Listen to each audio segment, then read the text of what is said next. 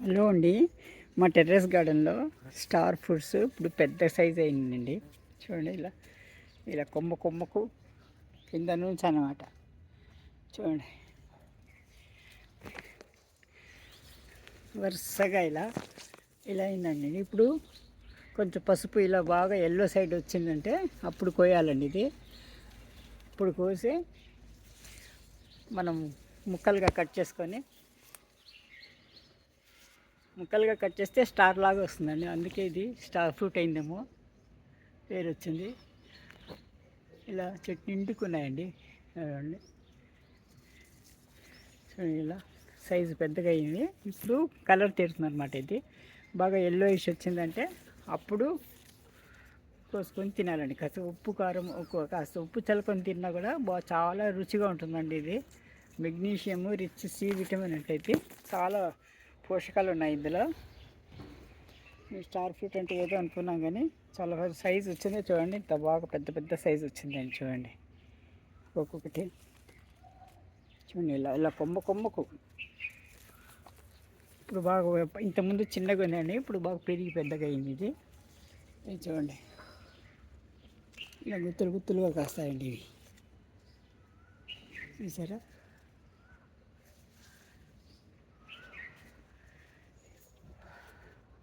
చూడండి, ఒక్కొక్క సైజు ఇలా వస్తుందన్నమాట. ఇలా ఇలా ఆకులు చాటున కూడా ఉంది. పచ్చళ్ళు ఏం కనపడటం లేదు. కొంచెం పసుపు తెలియదంటే బాగా కనపడుతుందండి.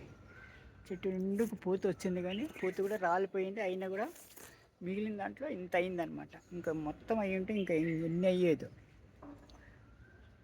అసలు ఆకులు కనిపించేవి కావు.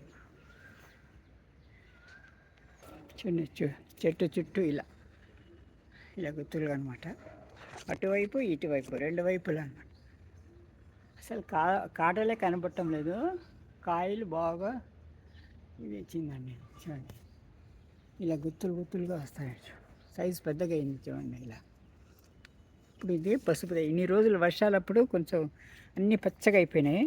చూడండి, ఇలా సైజు ఇంకా కొంచెం పెద్దగా అవుతుంది. తర్వాత కలర్ తీరుతుంది అన్నమాట. చూడండి, గత్తు చూసారా? ఈ ద్రాక్ష చెట్టులో అల్లుకుపోయిందండి ఇది.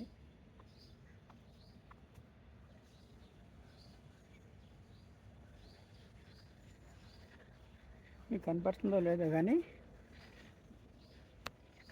చూడండి, చెట్టు చుట్టూ అన్నమాట. ఇలా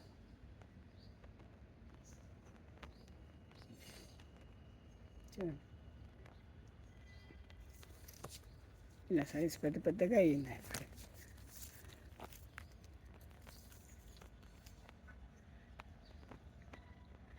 సరే, ఇది మా టెర్రస్ గార్డెన్ అండి. స్టార్ ఫ్రూట్ అండి ఇది. Thank you for watching.